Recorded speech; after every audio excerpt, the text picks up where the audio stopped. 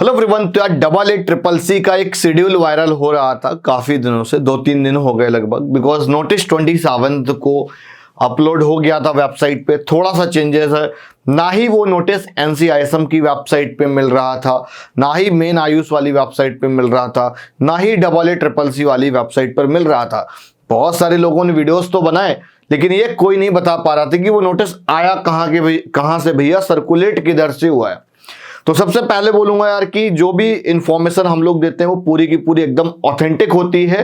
तो अगर आप चाह रहे हैं आयुष काउंसलिंग से रिलेटेड आपको सारी अपडेट मिलती रहे टाइम टू टाइम और एकदम ऑथेंटिक, तो आपको एक फ्री गाइडेंस फॉर्म डिस्क्रिप्शन पर दिया है, आप उसको जाकर फिल कर दीजिएगा, है ना। CCC all India quota 15%।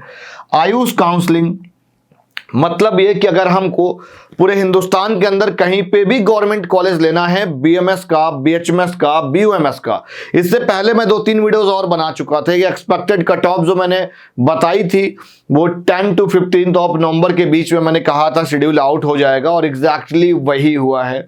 उस वीडियो को भी मैं दिखा देता हूं कि वो वीडियो कहां पे है ना। सबसे पहले तो ये वीडियो देख लो, लगभग 2-3 दिन पहले ही अपलोड किया गया है, जिसमें NCISM का एक अप्रूवल लिस्ट मिल जाएगा आपको। दूसरा, आपको एक्सपेक्टेड डेट इसी वीडियो में बताई गई है। अब ये आया कहां से शेड्यूल, तो यार ये एक वेबसाइट है, नेशनल कमीशन फॉर होम्योपैथिक, है ना, जैसे आयुर्वेदा की मतलब NCISM एक ऑथराइज्ड बोर्ड है। तो उसी तरीके से आपको होम्योपैथिक वाली आप वेबसाइट पे जाओगे तो आपको नोटिस ये देखो यहाँ पे स्क्रॉल कर रहा है, ठीक है ना। तो यही नोटिस है जो अभी हम लोग डिस्कस करने वाले हैं, ठीक है ना। तो ये मैंने यहाँ पे प्रॉपर ओपन कर रखा है। तो सबसे पहले अगर आप देखोगे कि शेड्यूल कैसे कैसे प्रोसेस हो रहा है, क्या क्या है, तो पूरी एक्टिविटीज देख लेते हैं।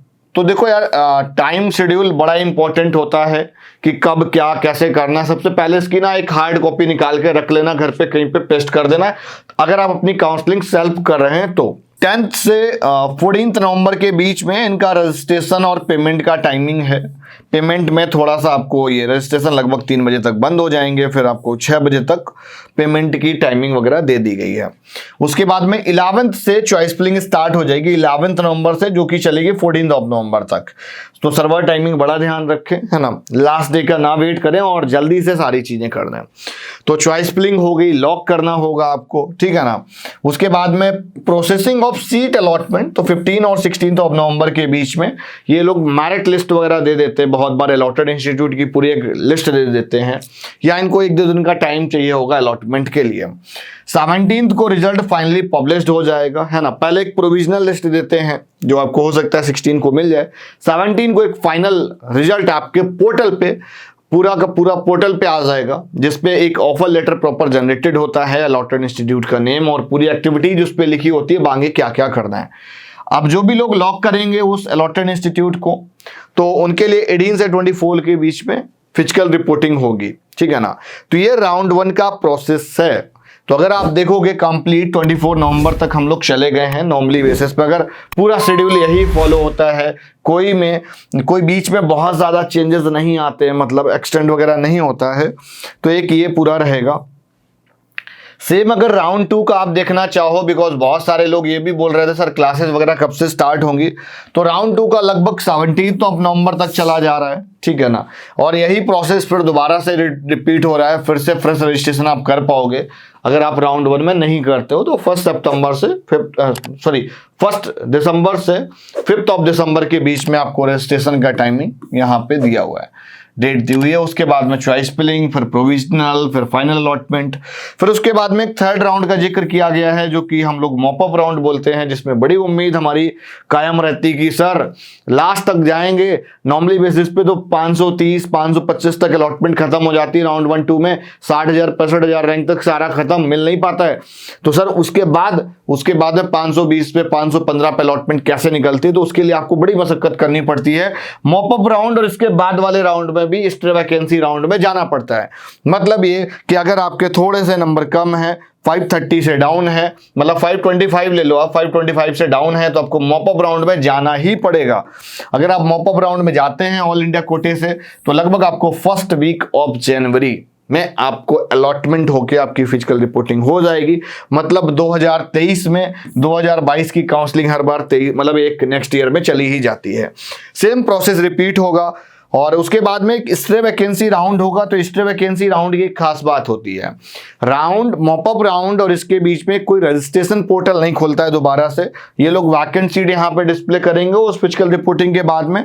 बस चॉइस फिलिंग आप अपना जो भी होगा, विलिंगनेस चेंज करना है, मतलब चॉइस फिलिंग कर सकते हो आप, विलिंगनेस चेंज कर सकते हैं, जो भी मॉडिफिकेशंस करने हैं वो अवेलेबल होंगे।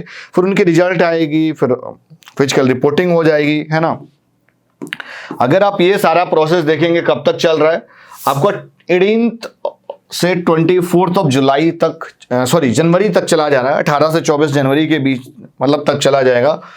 ये आपका कंप्लीट स्टे वैकेंसी राउंड का शेड्यूल है, ठीक है ना।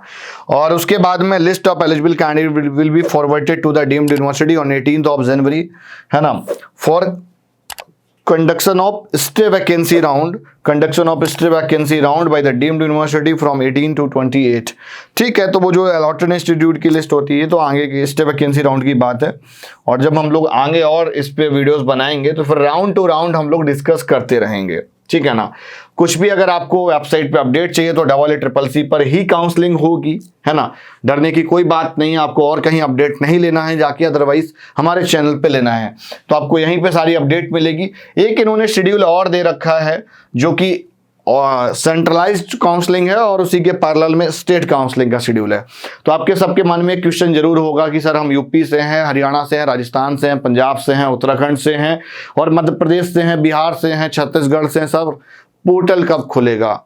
भैया पोर्टल खुलने के लिए ऑल इंडिया ने गवर्न किया हुआ है कि आप इस अकॉर्डिंग इस स्टेप के हिसाब से एक तरह का आप एक्सपेक्टेड इसको डेटा लेके आप अपने माइंडसेट रेडी करके आप काउंसलिंग के लिए गो थ्रू हो सकते हैं।